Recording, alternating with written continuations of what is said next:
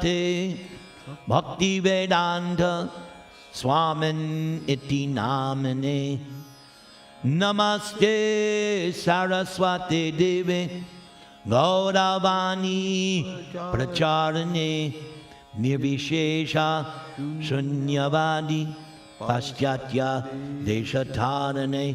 Welcome everyone on this auspicious Ram Vijayotsav.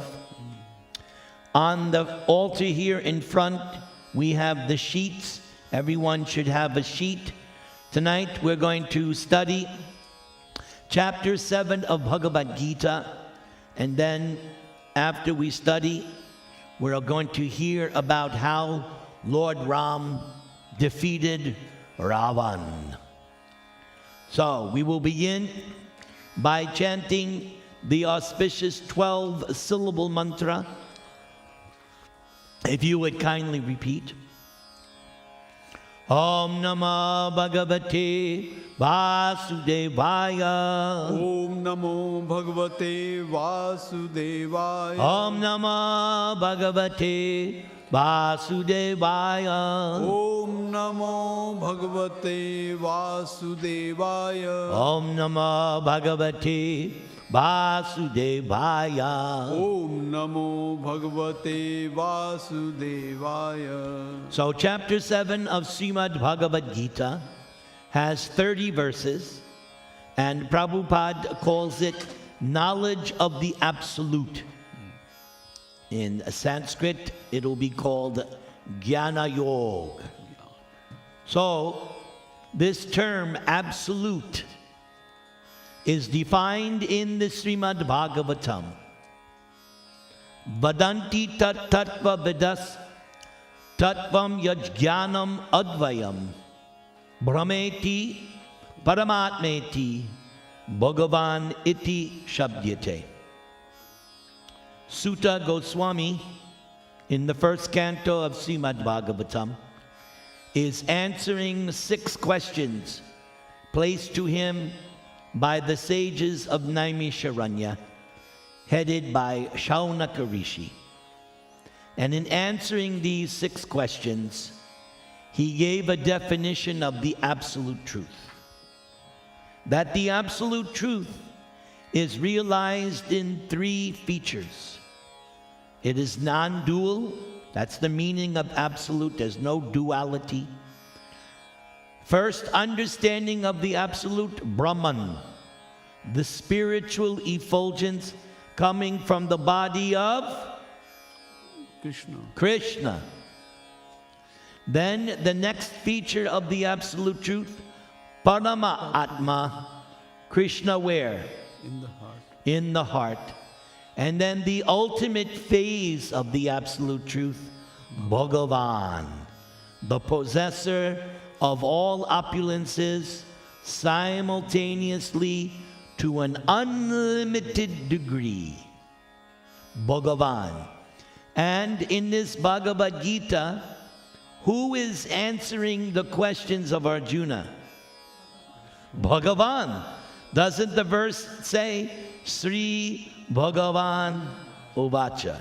Now, somebody who knows a little something will say, Prabhu, I have seen that sometimes Bhagavan refers to Lord Shiva.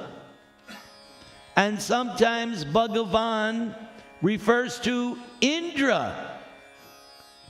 Even in Bhagavatam, sometimes Indra is referred to as Bhagavan. Sometimes Narada is referred. So they will say how you say Krishna is Bhagavan. So the answer is that Krishna is Purna Bhagavan. When Bhagavan is used for Indra or for Shiva, that is not Purna Bhagavan. Purna Bhagavan is reserved for Sri Krishna. This we learn from Srimad Bhagavatam. Krishnastu Bhagavan Swayam. It is very significant that this line also spoken by Sutta Goswami in the 3rd chapter of the Bhagavatam. Where does that verse come? It comes after Sutta describes 21 or 20 different avatars. But it was not stated whose avatars they were. Therefore, ete changsa kala pungsa Krishnastu Bhagavan Swayam. He didn't say Narayanastu Bhagavan. He did not say Rudrasya or Shivasya or Durga or Hanuman. He specifically said Krishnastu Bhagavan. And that's why that line is the whole foundation of Srimad Bhagavatam. The whole 18,000 shlokas of Srimad Bhagavatam are meant to explain that one line, that it is Krishna and not anyone else who is the source of all other incarnations or expansions. But Tuke and I had a little discussion before you came about expansions. But this line is so important. Krishnastu Bhagavan Swayam. There are many Bhagavans, no problem. But the original Bhagavan, Krishna. That's why that's only one of billions of reasons why we worship Krishna. There are billions of reasons. Rama worships Krishna because he spoke her favorite book, Bhagavad-gita. So are we ready for chapter 7? Okay. Prabhu, in all the avatars, when Lord Krishna came or Ram came, they were worshipping Vishnu before. Narayan or Vishnu? Vishnu, Yes. Yes. So they were thinking that Vishnu is taking that avatar. Yes. A lot of, yes. Now, just on this point, my student in Santiago, she was asked a question. She didn't have the answer. Some Indian person she was preaching to was telling her that Krishna worship came later. And so they think that worship of Krishna is some modern thing. So I did the research because I knew Prabhupada had answered it. And it was just a matter of a few seconds on folio. Boop, boop, boop. Prabhupada writes, so I sent her the quote. It is not that Krishna worship began recently. Prithu Maharaj was also worshiping Krishna.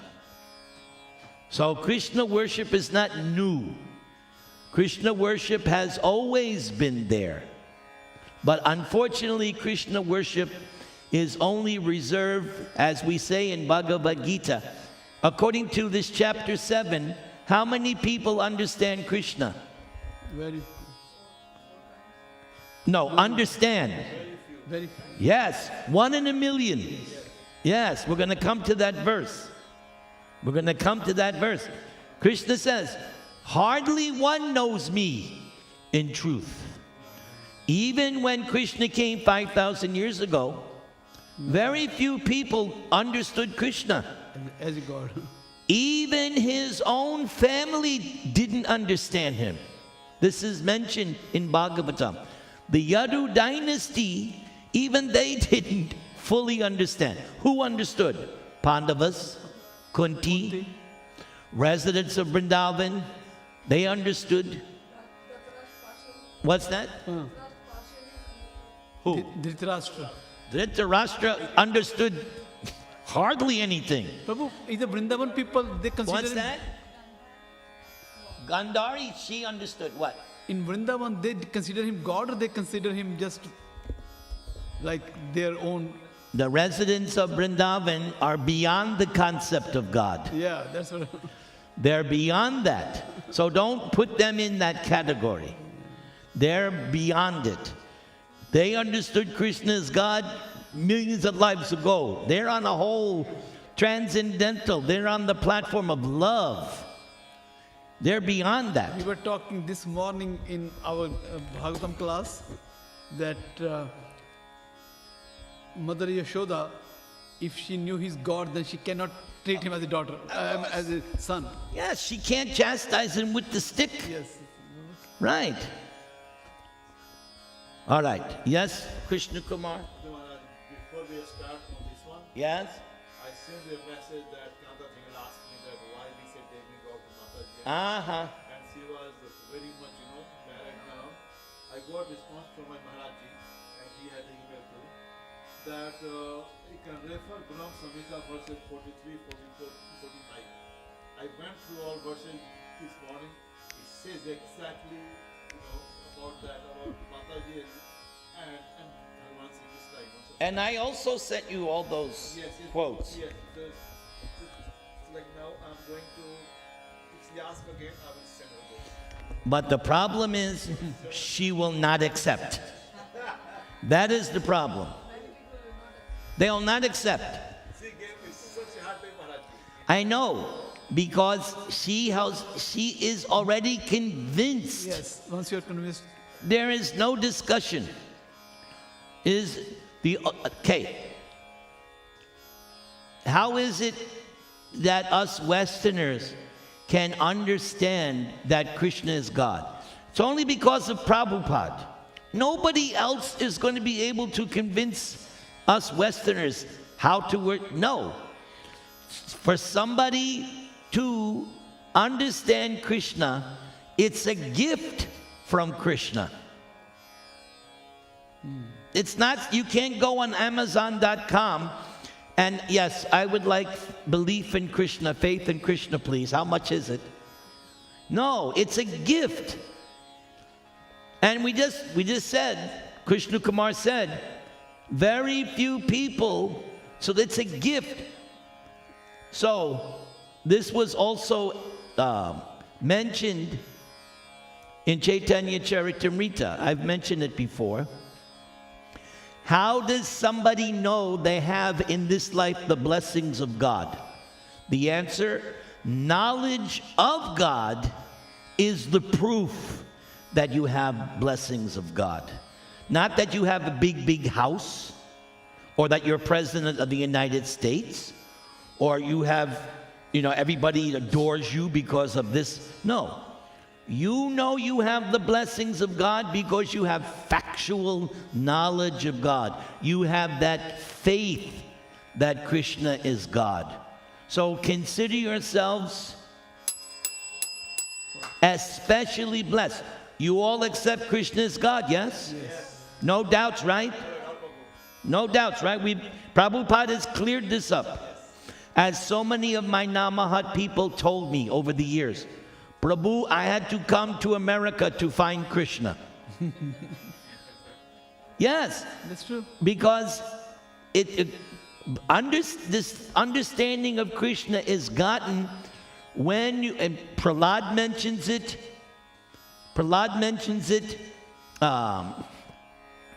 Also, Jada Bharat, when Jada Bharat was preaching to Maharaj Rahugana, and Prahlad told his father, you'll never understand, either by yourself, with the help of others, or by a joint conference. No.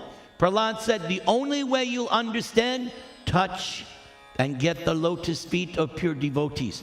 Same thing, Jada Bharat told Maharaj Rahugana, because Maharaj Rahugana was curious and he had all these questions.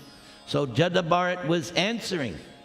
And he also said, you'll only understand when you bow down and touch the lotus feet of a pure devotee. Us Westerners, our only qualification is that we accepted Prabhupada. Without Prabhupada, us Western disciples, useless. No qualification. Except we had enough mercy to accept, yes, Prabhupada. Like when I saw Prabhupada, I knew, here is the real Jesus now. But Prabhu, is really strange. It's only explained in Srimad Bhagavatam, right? I don't know about that. Like that Krishna is Bhagwan Swayam. I don't know. Well, just for the sake of argument, I'll say okay. But But then the next thing is, Brahma Sanghita explains. in India, there's so many Bhagavatam Saptah everywhere, but still people think they are all incarnation of Vishnu. And Prabhupada says the reason is that most often these Bhagavad Saptahas are meant to entertain the people, not simply to deliver the truth. For most of them, it's a money-making business. So Prabhupada says, if they speak the real thing, they won't make the big bucks. So they make it so it's very politically correct. Huh? Yes, entertaining, and don't speak the real thing. Just I like that politically correct, because you can entertain by telling truth also. yes, but do you have the guts? And that's why Prabhupada was not in favor of these Bhagavad Saptas. What he used to say, Nityam Bhagavata. Bhagavatam is every day, not just 7. Okay, I did my Bhagavad Sapta, now where's my chai? No, it's every day. Nityam. Every day, after day, after day, after day. Like most people, they'll go, okay, we'll go to church, temple, mosque once a week, right? But you go to temple every day. I'm doing my chanting and reading every day. I know Ramas reads Bhagavad-gita, am I right, every day? Yes. Nityam, always, constantly. Chant Hare Krishna. Hare Krishna.